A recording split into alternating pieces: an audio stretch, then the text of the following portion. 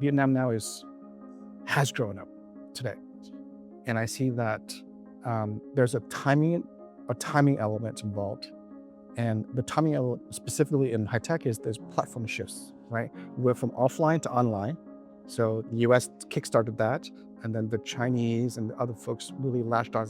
During there, this is where Vietnam was still growing up.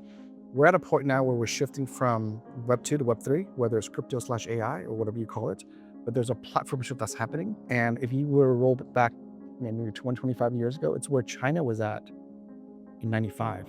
Vietnam is now the same area. I think Vietnam is really perfect with its platform shift as it's grown up. Jim, welcome back to Saigon. For those that don't know who you are, how would you introduce yourself? My name is Jim Nguyen. I'm a Vietnamese American. Before I start on what I'm doing now, let me go back in time a little bit. I was born in Vietnam a little bit before the end of the war, and I came to the U.S.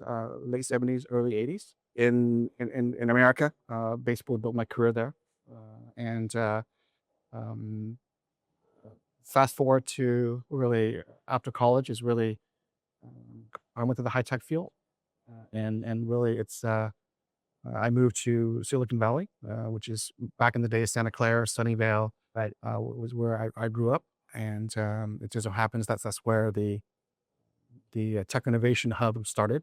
I didn't know that at the time. It was just a stroke of luck.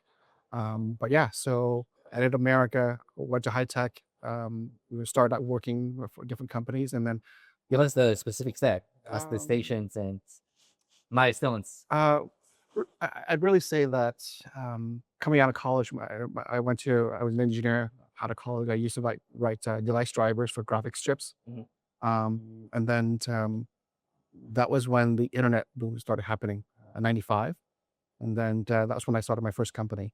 Internet companies really build out the data centers. So I used to build out data centers for things like Van, Pets.com. So the company I worked with was hosting their sites. And then that's where my entrepreneur started, was helping building these data centers. Over time, there were different areas that I saw that I could contribute. And that's how my entrepreneurship journey started. Tell us what happened from there. What companies did you build? So the first company was Vietnet, which was as I mentioned, helping internet companies build cloud data centers. The second company I built was a payments company, Ruby Coins, and thank you. And it was something really by accident because I play video games, right? So I host tournaments, and what happened was some of my teammates were late. And I said, "Hey, why are you late for the tournament where we started and, we were basically lost because we didn't have people." Well, you know what? I had to pay in the game, pay outside the game and reload. It didn't load. So I took that as an opportunity. I said, "Hey," I called my co-founder at the time. And I said, "Hey, can you bring the payments experience inside the game? So my players wouldn't miss the game." So long story short, he built the demo, and then Ruby Coins was that company. And then, through working with many game developers, we also partnered with PayPal. So a few years into that program, PayPal acquired us, and then I joined PayPal to head up BD for them on the digital side, with focus on new markets like heavily regulated. And so I started PayPal's crypto team in 2013. And so I was an early fan of crypto, and it's always been payments, right? It's how do you move money? Has been really my career is helping people to move money. I thought that was very fascinating. It's not as simple because every country has its own rules and regulations. So my focus is how do I bring efficiency to something that is very fragmented, right? So moving money from one country to the next, is very, whether it's costly, it takes a lot of time. So I want to be able to build a payments infrastructure to really make that seamless for the user. And that's the engineering challenge and product challenge that I took on. And still today, there are still many more issues to be solved. And so that's what I'm chasing. Yeah. And you went deeper into payments and financial infrastructure from there. What happened after PayPal? Yeah, so I went much deeper into crypto. So after PayPal, I went to join OKCoin / OKX today. Help build up their organization outside China and really bring to US, Europe, was the goal there. And, at the time, crypto was, it was okay in certain areas, not okay in other aspects. What year was this? This was 2017, Did you 2017. invest personally? Yeah. Okay. Yeah. So yes, that's how I got started. Right. I used to mine. Right? I was like, what is this thing called mining? So because I used to build data centers and I would have racks and racks of computers to mine different types of tokens, and that's how I get involved. But yeah, so I got involved in that in 2013, and then it was a hobby. I mean, a lot of my startups, adventures, and projects were really hobbies, right? It wasn't. I sat there and goes, hey, you know what? That is very inefficient. Let me go solve that problem. It wasn't like that at all. It Mhm. was like, hey, I've always solved problems that I had, right? Video games, there was a problem. Crypto, how do you make this accessible? It was very tough for me to bring all these things up. You said, I'm deep engineering, but to get crypto to the mass, you got to make sure that it's easy to use, or it's just loaning a wallet. So that's how it really started. I was solving my own problems that I had. And then OKX, what was So after? OKX, after OKX, I took a little time off, and then that was when those stable coins took off. And stable coins is basically, I see it as a mechanism to move value quickly, right? So we built payments infrastructure for that company, and really, I think where we saw the opportunity was, how do you enable uh, how do you move funds outside of existing rails that works 24/7 or weekends and very cheap? So that was what we built. So it was a stablecoin infrastructure to help fintech companies move value across the globe. So there are a lot of great AI tools out there, and these vibe coding services. I would say, hey, if I'm going to help my son build a website, I should give it an idea of what it is and maybe build it for me. I should give it a domain name. And then the output of this whole thing is really clicking on the site and you see, hey, the whole site has been deployed and any user can come on there. Well, the problem is that these vibe coding services only code, but to deploy this website, you still had to go get yourself a database, CPU, and all these DevOps things related. So there was friction in deploying these sites. And I said, it's good that I'm seeing this because for humans, it was good to be able to get into that. We were just brought up in this friction how to deploy websites. But I said, if we were going to get a non-technical person, it needs to be seamless. So that's where my current company, which is Inflow enables really agents as a new customer um, to help them, help us scale our operations. Awesome. Yeah. Many things we can dive deep Yeah. into, tech, PayPal, acquisition, entrepreneurial journey, crypto. Yes. And now another venture. And we'll get to it. But going all the way back again, yeah. And you said you always solve your own problems. Yeah. Um, where did you think that came from? Are you from an entrepreneurial family? Have you always been someone who love to tinker? I guess it's just a thing of being a guy. You just tinker things, and it really didn't start out a way where I wanted to be an entrepreneur when I was younger. It's just, hey, I have this small problem. My bike is not running as fast. What do I do to make it run faster? So it's always been those little things that takes me to the next step. So being at the destination is something that is important to everyone. For me, it's getting to the destination. It's like, how smooth can you get there? There are challenges getting to destination. So I focus on that area, the journey, rather than destination. So I think that's where it came from. Is I enjoyed the journey much more, and not to say much more, but I focus on that. How do I make it better, and more efficient for me the next time? And that's where it came from. Do you think this was shaped by the culture of the valley? And I'm thinking from a perspective of putting a Vietnamese into the Silicon Valley, and you just become this builder. And Um, I don't believe so. I think it was just innate. There was something I just love to solve problems, whether it was fixing my bike or fixing my remote control car, whatever it was when I was younger. It just so happens that I was in an environment to be able to foster what I really love, right? The environment, because back in those days, the startup scene was fairly new.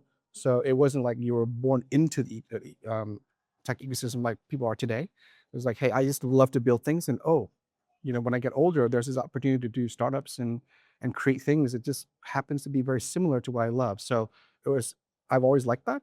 And the infrastructure, Silicon Valley, was really the evolution of the next steps. So yeah. Still on the topic of cultural influence,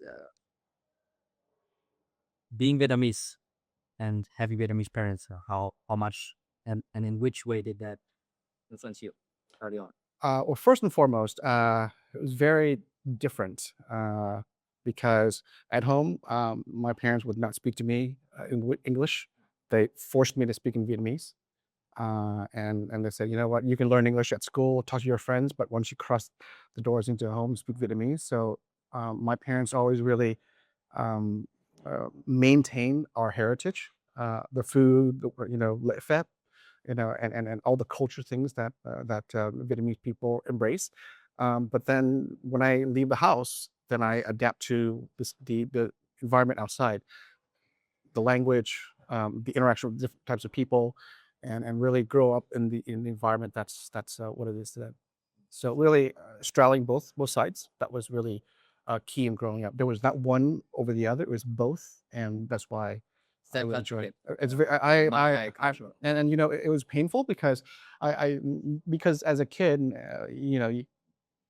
when you go to school, you speak English with your friends, and then you come home, it's just natural. But then when your parents says speak Vietnamese, you had to shift. That wasn't fun for a certain point of time. But I'm really glad that my parents did that, and it's something that I enforce today. It's not something you like it today, but give yourself 20 years, 25 years. It's something that you'll appreciate. So I'm doing very similar things. Yeah. Did you have other Vietnamese friends and exposure to the Vietnamese culture a lot? You know, uh, I did.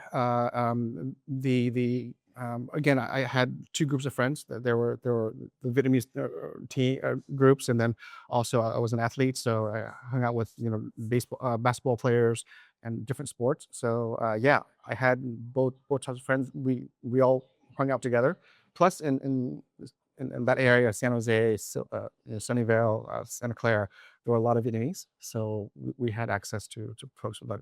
But I lived in an area that's a little further at the time. There weren't many Vietnamese, but there were some. Yeah. Wonderful. I wish I had that. Yeah. I didn't have that. Yeah. Let's dive a bit into early years, early builder journey. You've built Ruby coins, yeah, percent kind of in-game payments, which was acquired by PayPal. Yep. Um, that first on experience, what did it teach you? I'm pausing because there's so many things that I learned that I think it comes back to um, really being close to the customer. That was really important because sometimes as a founder, you are too enamored with your own idea and you try to solve a problem without impact. And that's why it was really important for me to solve the problem for myself because I was the first customer. So I had this joust. I would play as the seller of my product and also as the potential buyer of the product, right? So I would go back and forth.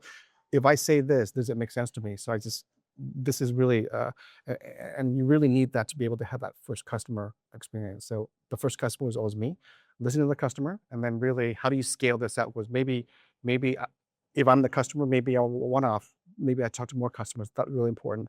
The other thing is with high tech, you can build forever, right? But how do you build what's needed maybe next month instead of 2 years from now? I think that's really important, right? Um, Sometimes because you're a builder, you always want to say, hey, I want to build something that's fast and scales really quickly. That that's typically not how I build. It's like, hey, there are certain things you just have to do manually to really say, is this something you really want to scale, right? Or is it something you want to slow down a little bit? And that was, to me, that was a really important thing is you don't need to scale everything. You need to scale certain things. And then there are certain other aspects that you need to take time to scale, right? So I think that's the thing is first, going back first, be close to the customer. Hopefully you are the customer the first customer. Second is you don't have to build the full stack. As a matter of fact, you shouldn't build the full stack. You build just enough to solve that problem, and then as you engage with the customers, you'll get that feedback loop. You say, hey, I've given you one feature. Is it something you like, you don't like, or what it is? So I think those are the three things that are very important. Is the fast loop. Tell us a bit about the experience building RubyCoin. How hard was it? When Uh, did you know it would be successful yeah, and the acquisitions were? yeah. So what we built at that time, we didn't have any other um, you know, documentation or books or any websites to learn from. It was all that, hey, this is a problem and we just need to be able to solve it. And there's no reference. We can't go out there and see what others have done and applied this. So that to us was like, hey, how do you, because the area is so new, how do you know what you're focusing on is the right thing? Right. That was really the challenge, which is why you need to be very close to the customer. So that was a challenge. The second challenge is that um, resources, right? Resources is highly constrained. It was a very small team. We can't do all the features. So how do you make sure that each line of code, each feature you have is really absolutely needed? But yeah, those are the two key things. Yeah. Yeah. And when did you know it would succeed? When What happened was, as we started to get more customers to integrate and more partners wanting to come in, we weren't even thinking about, hey, what does success mean? We just think about, hey, people believe that this is a problem and they want to integrate to improve their experience, which is how we started the idea a few years ago. So we were just excited about that, right? We say, hey, someone's going to buy this thing, buy this product from us and use it. So that to me was really the focus: is how do I get more integrations with our partners and get them to use it? Um, you know, what I look at is just building value, and good things will come if you can build value. So it's less about what does success mean. Is for me, success is, hey, there's the customer, and there are more customers like that. Whatever comes after that is really a cherry on the top. Mm. Yeah. talk a bit about the acquisition. What was that process and experience that? Yeah, it was. PayPal was a partner, and at the time, PayPal saw um, PayPal experienced similar issues in the traditional e-commerce. And the issue is that when you're sitting inside of a shopping cart, you would have to leave the shopping cart to another screen to go check out and pay. And then you have to go back into the cart. The process of going in and out, it could be, technical errors, you're too far from the data center, whatever it may be. There's a conversion drop. So when you leave that experience, conversion drops. So PayPal saw that data.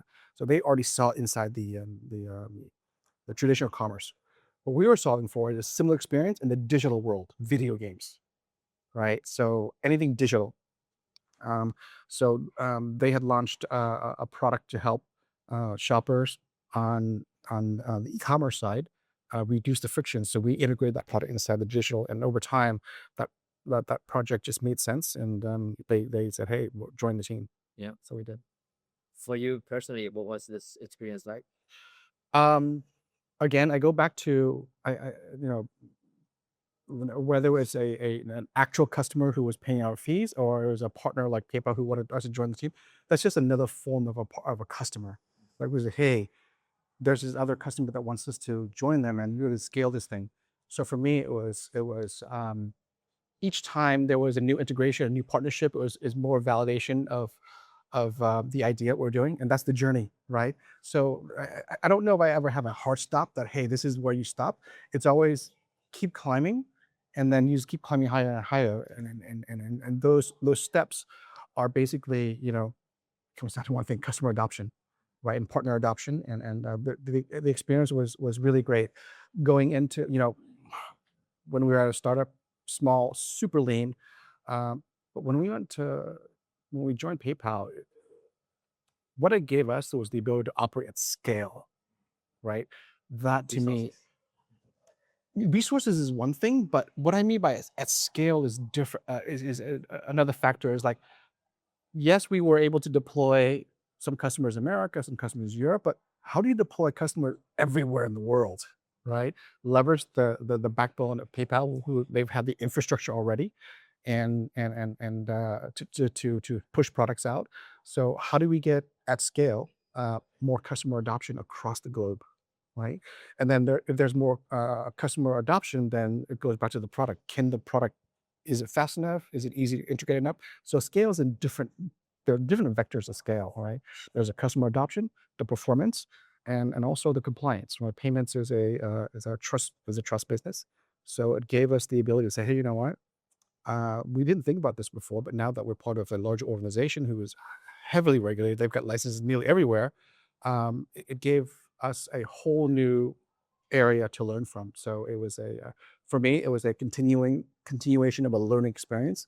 I'm really glad I was able to be there because operating at scale is something that is, for me, it was precious, especially payments. Tell us more about your experience at PayPal. What did it teach you about payments, money, and operating at scale? Well, I told my co-founder, and I was younger, but I said, "Hey, we're never going to have resource issues anymore because PayPal's huge. They got a whole bunch of people." But that's not really the truth, right?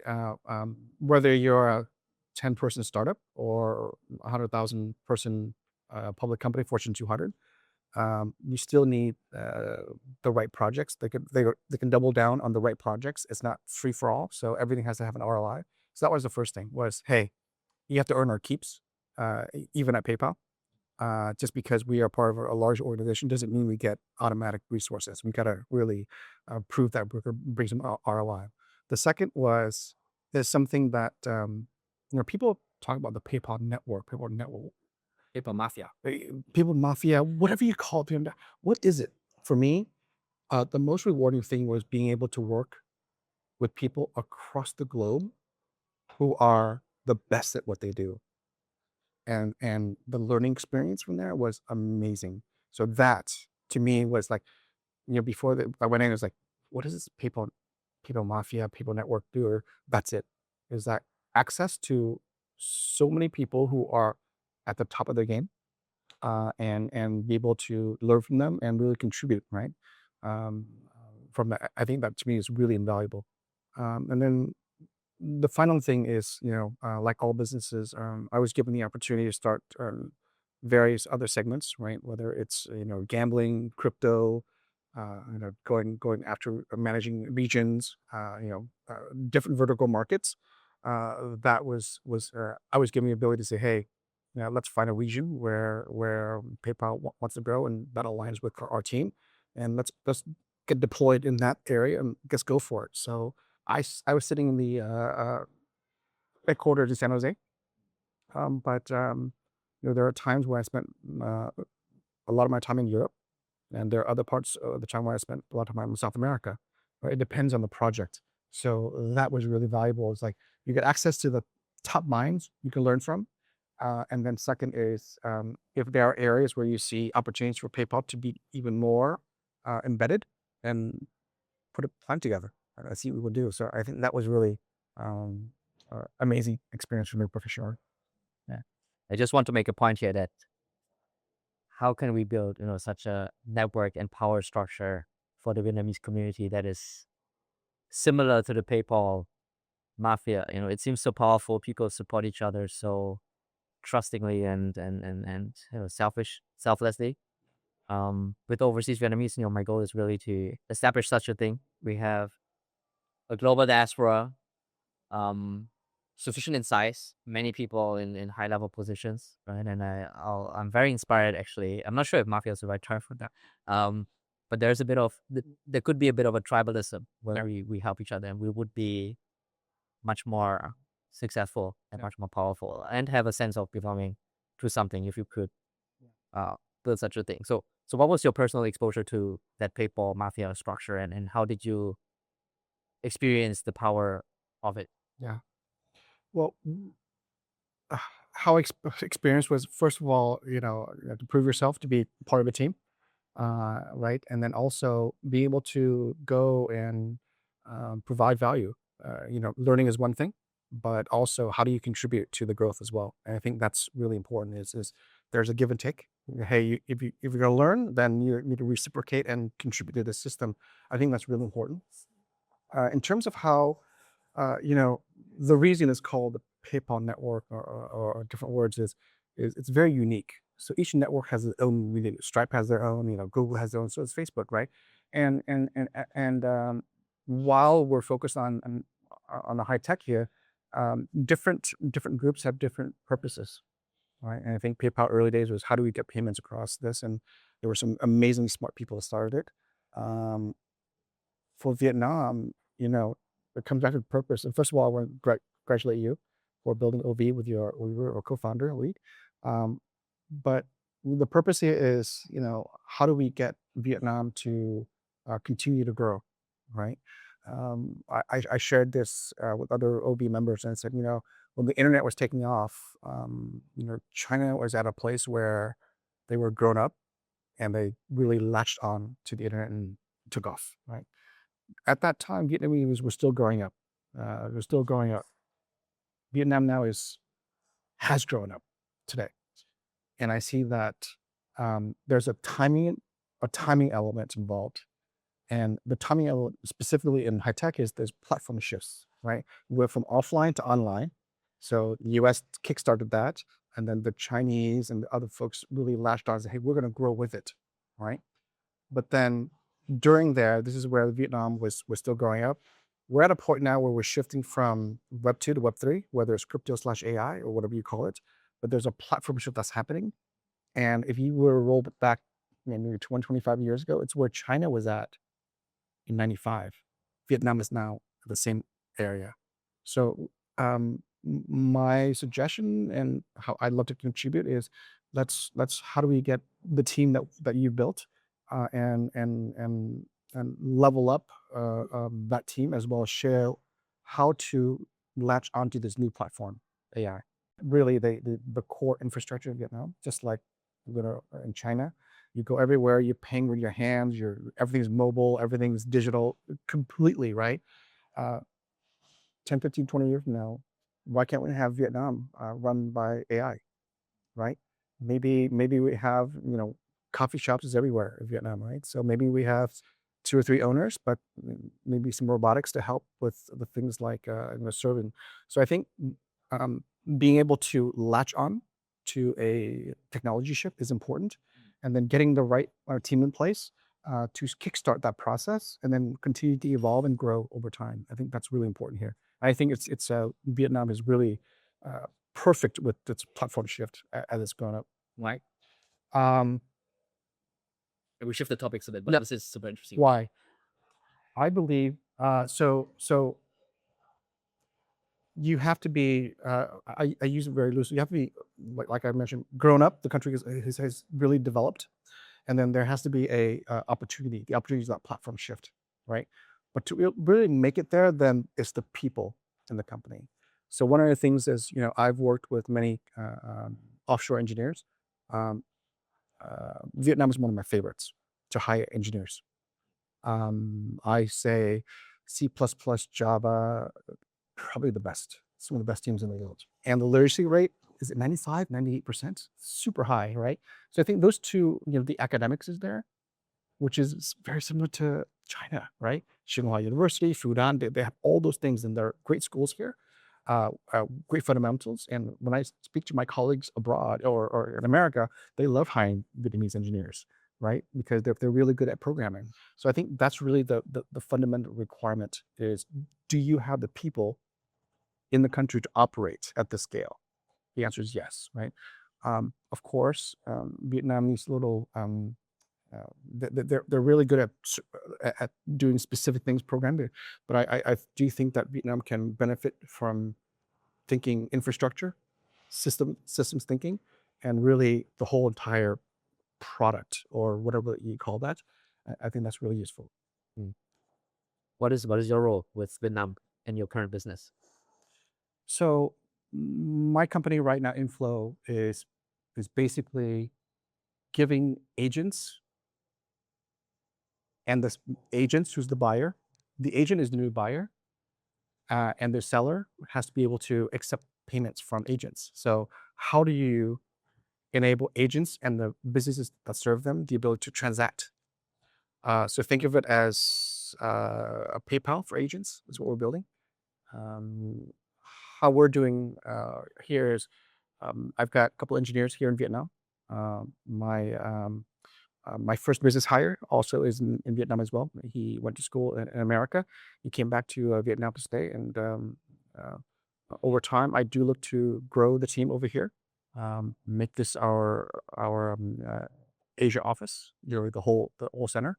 I think it was maybe 10 years ago, it probably would be in a different country, Hong Kong, Singapore, or Korea, different areas. But now that because it's mature, I think, you know what, it's maybe I can kill a few birds with one stone, right? First of all, have enough is where I believe that amazing talent is.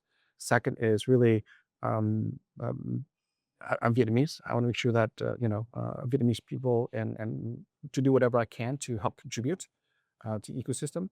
I also think that a critical infrastructure for any country is really how do you move money in and out, a lot of money, and do it in a regulated way. So it just so happens that's my area of expertise.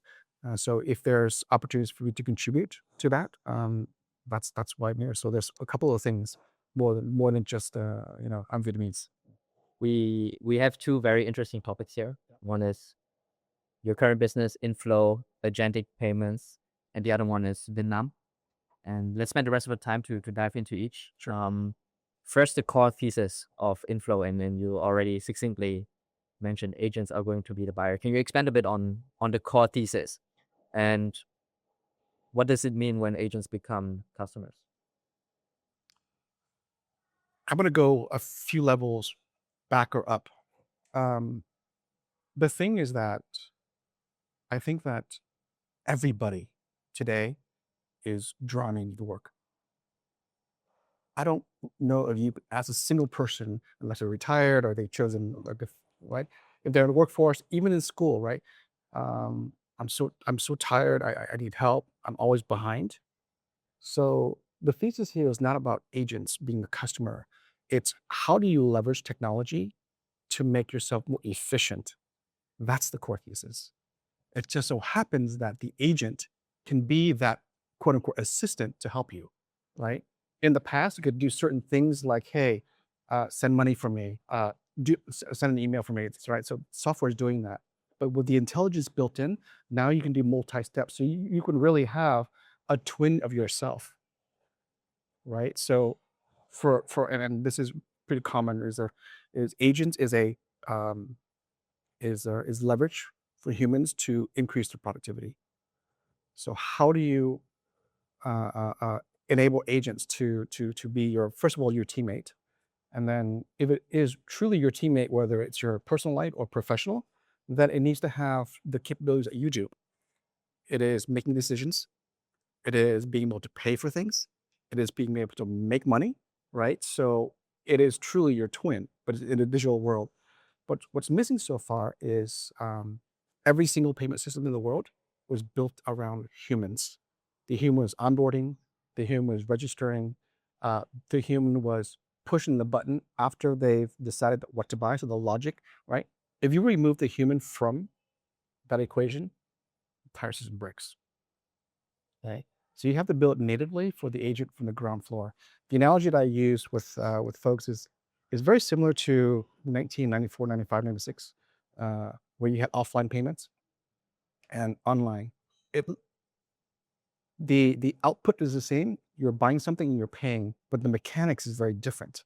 The mechanics of buying coffee in an offline store is different than the mechanics of buying something online, right? So it's the same, but same thing here with agents.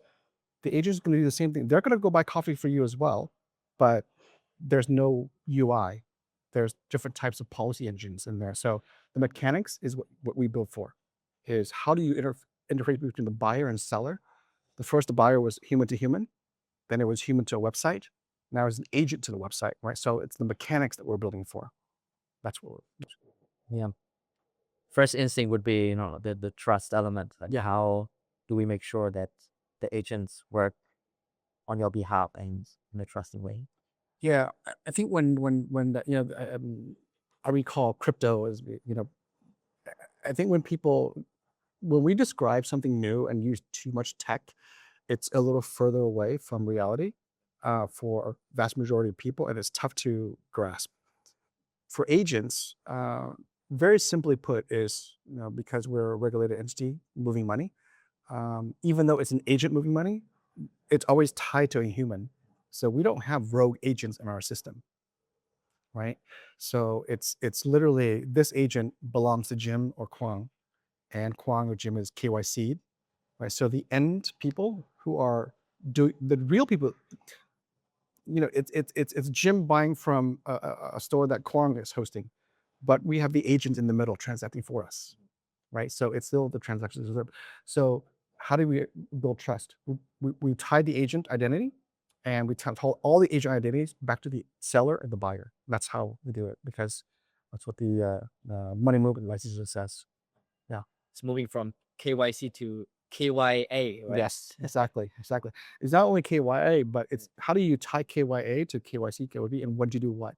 Right. So in the past it was, KYB, KYC, but then now you have this intermediary, and do you give the full buying power, right? So if you go onto a website, you have full buying power because you're the decision maker.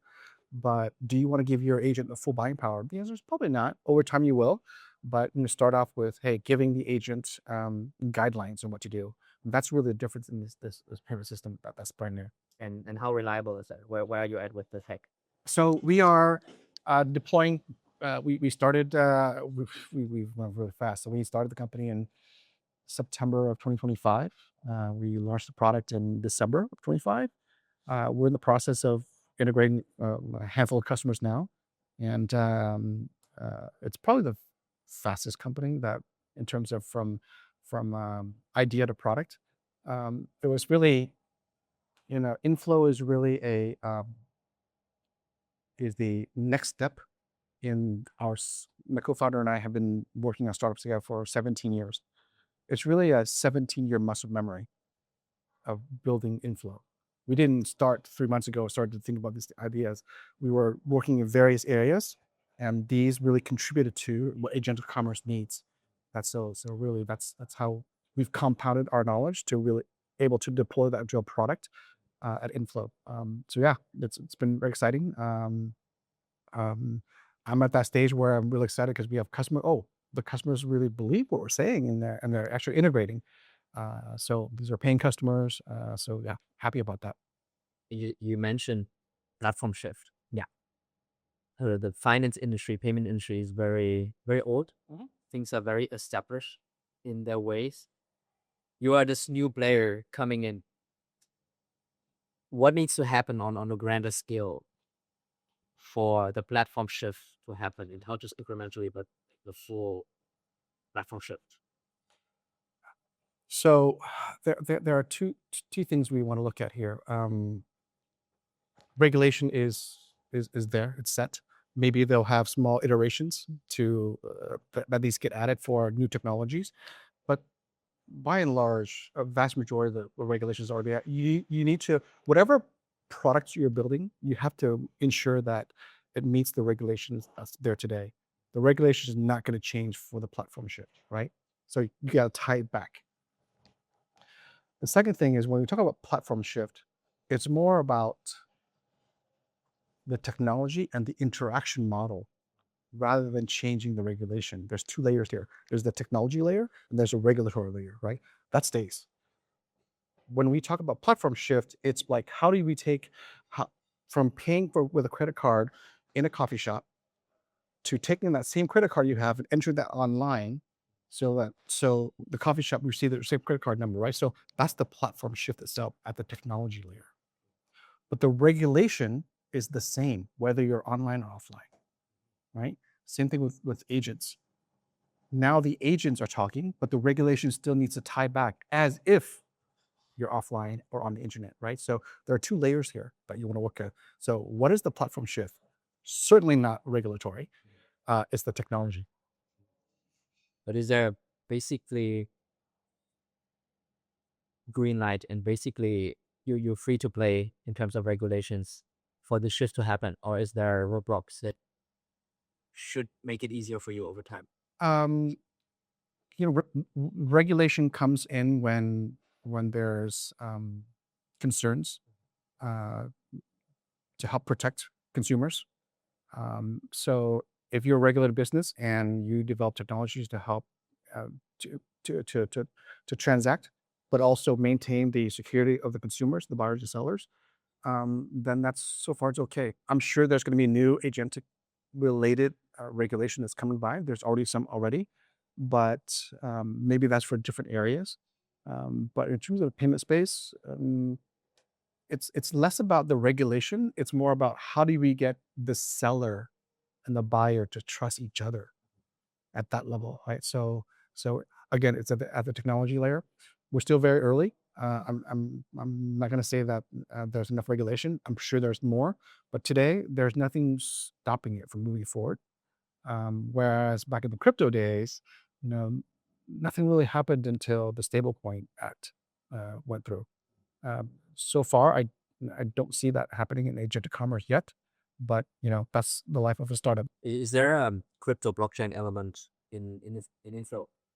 Instead of going to the technology, you want to go back to the core use case. It's the buyer and the seller. Who's the buyer and the seller, right?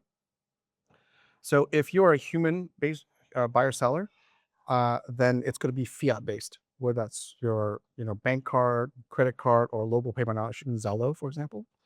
That's the way that humans transact. That's tied to a fiat system, right? So all the payment infrastructure that's built so far has been fiat-based, with the exception of crypto being, or stablecoins being the rails to move cross-border. Agents, I believe, is probably the second use case for stablecoins. The first use case was trading. Actually, the third use case. The first use case was trading. The second use case was cross-border payments. The third use case is agents, because the spender needs to have its own native currency, just like humans has their own native currency. Credit card, bank card, fiat. That's our native. Agents have stable coins. So that was a long way to answer your question. The answer is yes, but I wanted to get into the reasoning of how we see the world. But then again, as a spender, if the agent is paying the human or the human's paying the agent, you need to have a system to convert, right? Is it credit card into VND to euro, right? So you have to have that conversion system ready, because just as, when you go back to your hometown in Germany, I have VND, but in Germany, I need, euros. So you convert that back and forth. Same thing with agents here. So it ties back to who the buyer and the seller is. And the buyer and seller needs to have its own native. Agents native is stablecoins. Let's dive a bit into this current entrepreneurial journey you're in, and it's not your first business. You said it's the fastest business you've built and launched. What has been the current experience? What are challenges? What keeps you up at night? Uh, as with every business, the challenges come from left field, right field, and then there's sometimes you can see it, sometimes you can't. But it's always about market adoption first and foremost, right? Because we're early in the game, and if we have 5 years to wait, then that's a different story, right? But we have time frames in startups, right? So first of all, is the timing right? That's the first question. Is we know agents are going to be the buyer, and sellers need to sell to agents. But is it today, next quarter, next year? When does that happen? So the challenge in a startup is like, okay, can we pick our market segments or our customer segments to bring the why now closer to today rather than tomorrow? So that's really the challenge that I've been working on with the team. Um, uh, that's really the biggest one. Time? Why now? Why now is the biggest one. Yeah. And how do you solve for it? What's your take?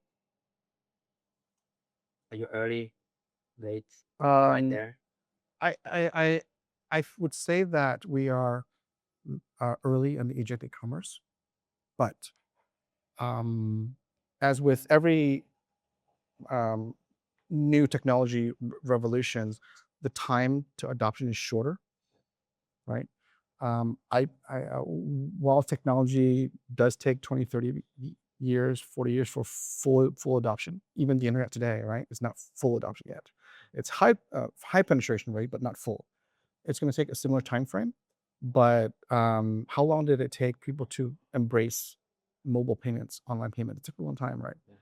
Um, with the things that's happening now, I think that time is going to be shortened. So it is early, but it is not, decade early. We're like quarters, years here. Once it takes off, it would. Yeah, because why? Because agents will help you do more things. That's fundamentally what it is, right? If you can deploy a team of agents to help your life much better and at a fraction of the cost for hiring somebody, that's really the lever here, right? For example, like we all have bills to pay. What if you could have an agent to, hey, here are all the bills you need to pay today. Will you approve these? Will you disapprove these? Yes, pull that all together for me and give me a consolidated view, right? Oh, I want to fly my parents here, right? What's their schedule like? But you don't have to call them. You don't have to talk to them. Have their agent talk to your agent. Figure it out. It goes, hey, Kwang, your parents can come here next week. They can only spend 2 weeks with you. Will you approve this purchase? Yes, right. So I think it's imminent, but there are certain areas where it's faster than others, and which is where our customers are being deployed. And so yeah, it's lots of things are happening in the space. And who are those you think that are early to adopt these? Who are your customers basically, and who are the first segments of or demographic and target customers that would be very interested? Yeah, one of the things that I um, learned over time and doing Starbucks is very tough um, to instill onto somebody else a use case they don't believe in. They have to feel it. They have to want it, right? So we don't do that anymore. What we do is we go to, hey, who's going to really need agents to help them out? And we figured out several markets that we're going with. Those are the people that are deep into agents, and they live and breathe agents.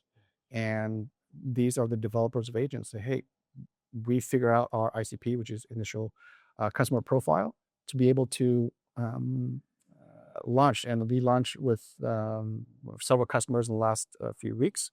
We're going to have probably a dozen more in the next month here, and you'll be seeing who they are. But they're all very close, and they feel the pain, right? And let me give you an example. Today, everybody talks about OpenClaw,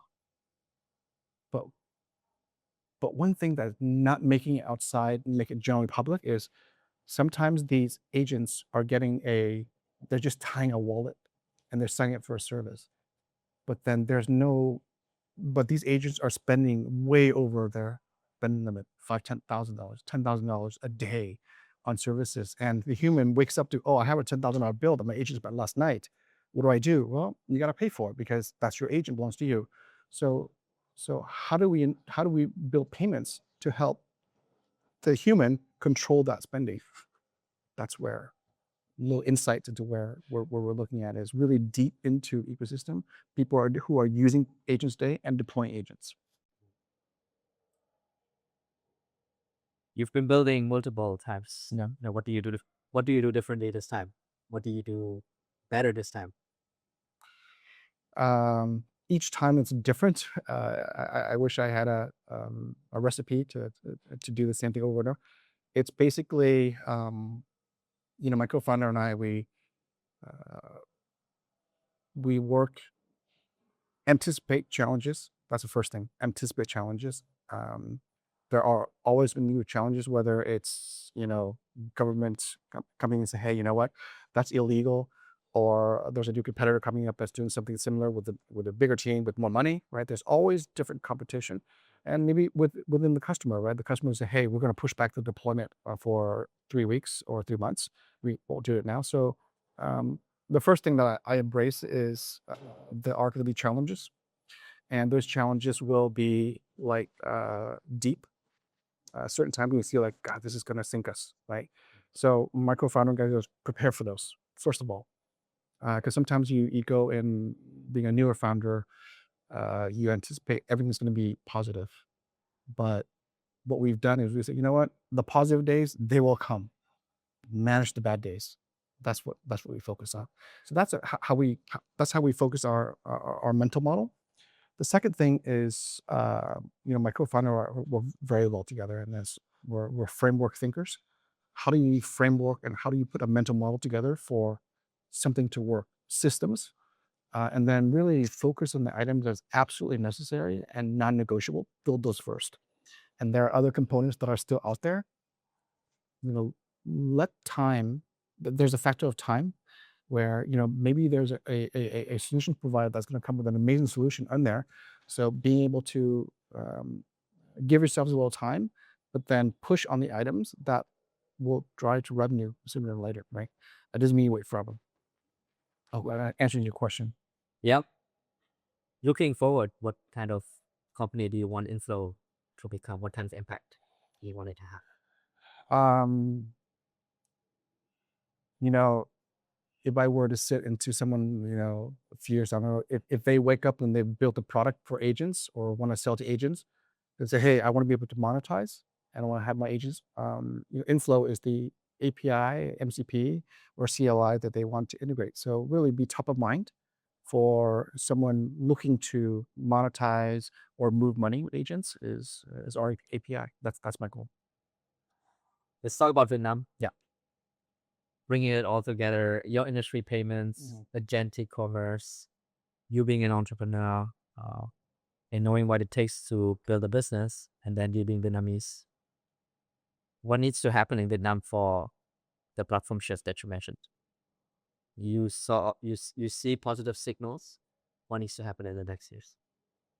Well, first and foremost, mobile adoption here is crazy, right? Mobile payments is crazy. So Crypto as well. crypto is amazing, right? And I think that for a shift, like a countrywide shift, there needs to be top-down commitment, right? Um, how does the top-down believes that, hey, what needs to improve in our current infrastructure today to get us to that global scale when we think of Shanghai, when we think of Hong Kong, Singapore, Japan, Korea as these financial hubs. What does Vietnam need to do to get there, to be top of mind? Hey, you know what? I don't need to when I send money to Vietnam, I don't need to skip and hop from Hong Kong or Singapore. I can go direct. How do you do that, right? So um, I think that's really important. Is what does the country itself need to do to get leveled up? And I think it has to be foundational, right? And then so top down, and then there needs to be a supporting cast, right? Many supporting cast, and I think OV could be one of those pillars to say, hey, the team here at OV has built payments infrastructure of different types to move money in and out of countries in a regular way with great technology. We can apply. Of course, it's not a photocopy, but it's hey, we have the background to build and operate at scale outside of Vietnam. Can we take that and contribute that to Vietnam to help them grow, right? So that's one of the pillars. So you've got the main pillars, say, hey, level up Vietnam, and then there's different pillars, and IFC is one of them. OV, I hope we can be, is to contribute um, our ability to execute and build products, right? I think that there are a lot of groups, and listen, we're in a world where there are a lot of ideas, but one of the areas when I really like the people I recruited for OV is these folks built and they deliver, they ship products, and I think that's really what's needed is a team that's built before and a team that wants to continue to build to help Vietnam. So I think that's where it's at. Two things: commitment from the center of Vietnam, and then the pillars that's needed, and then those pillars needs to have a execution arm that's execute at a global scale. Where sits Inflow, do you think Vietnam will be adopting agentic commerce in the foreseeable? I don't know about Vietnam, or what I can say here is it comes down to use cases, right? What use cases will need agents? So you have to look at the vast majority of how commerce happens in that country, right? And I think that agents will be deployed for different use cases in different countries. Just to start off, you know, maybe in Silicon Valley, there's a lot of people, buying GPU, buying compute. So maybe agents are buying GPU compute. Uh, but in Vietnam, tourism is a huge, huge business. So maybe instead of calling your travel agent, we're trying to figure out on your own how to book the travel. Maybe ask your agent to be able to book a flight into Vietnam or out of Vietnam, right? So there are different use cases, and that's what I think it's going to be tied to use cases. Yeah. What is it for Vietnam? I'm just thinking agriculture, manufacturing, construction, buying commodities, buying materials, right? Exactly. So that's the B2B. The B2B, Yeah. like, you've got rice, right? You've got coffee, but the whole operational behind that is crazy, right? How do you deploy some agents, have it work 24/7, and really save that operator efficiency, and then really have these people do different things, maybe expand to new export products instead of having to deal with, hey, making sure the inventory from one end to the other end is right. No, the agent is going to handle inventory, the payments, let the agent do that. But maybe this company is focused only on coffee, right? Maybe have this company also expand to rice or Right. other goods that they want to sell, right? Maybe travel agents today are so bogged down with only trying to book travel to Vietnam. Well, maybe if they can get agent to book to Vietnam, maybe now they can focus on Europe and other countries, right? So as automation becomes a part of life, then we can really expand our focus and do more. I think that's where it's going to help. How do you think about go-to markets in general for Inflow geographically? So our ICP, initial customer profile, was global. So you've got customers in North America, Europe, as well as Asia. So it's really the go to market is not constrained by geo. The go to market is for a particular segment, and that segment is global, right? So that's what we're going after. With how the internet today, you can reach the customers who can have conference calls. So, of course, it's always great to be in person, but these folks are diehard, techies. So it's okay. We can reach these folks online and be able to deploy these services across the globe. But three segments: the North America, Asia, and then Europe are the three. Yeah. And in Asia, how does Vietnam play into it? Critical. We have some serious players in Vietnam. Yeah. So it's we're not deploying. We are deploying a variety of sizes of companies, whether it's 3 to 5 people in a company doing cool things, but then we're also deploying to very large public companies to use our technology. So I'm happy in terms of the coverage of it's not only just T345 person or large only, but it's across the spectrum. But the other thing interesting that's really really interesting here that I haven't seen in the past is that the large companies are moving extremely fast. We always think that large companies don't move fast. Maybe they don't move fast for everything, but for AI, they're moving really fast. Arguably, I've never seen the adoption this fast before at the public company level, and I would have to credit the executive team at these companies. They are saying this is a mandate. You got to do this, right? So it's top down, bottom up, left and right. It's really one of those things where, hey, you've opened a restaurant. Now you got to open your door, right? So it's like, hey, we spent all this time building a restaurant. Why are we not building a new door for a new customer type? And that's really the loose analogy that we're seeing right now, because agents is going to be the buyer. Who moves fast first? Will you spend more time in Vietnam then? Yes. I still have family here. So I spend time here already. But definitely, not only with, as we expand our office, I do see an opportunity for us to grow our team here locally, whether it's in Hanoi or Ho Chi Minh City, one of the two. I'll talk to my team about that. But so family, of course, and then now layer on top of the company expansion, and then also with the effort here supporting you on OV, right? Be here for that third effort. So there's really multiple opportunities to be here more often than not. What is your hope for Vietnam in the next years and decade to come? Now that you also try to play more of a role here. I'd like to, and I'm going to be, you're not going to do a lot of things, but just from my perspective, is fully adopt, fully integrate AI as much as possible, because it is literally doubling, quadrupling, and 10x the output that you can do. Right? Vietnam is there's an age bracket now between 20 and 40 years old, which is a huge. Imagine 10x that productivity. So leverage technology to increase productivity. And when you increase productivity, a lot of great things come out of there. Exports, imports, GDPs, whatever it is. I'd love to see Vietnam continue its growth. I think we've seen a lot of charts where Vietnam is overtaking several other countries in Southeast Asia.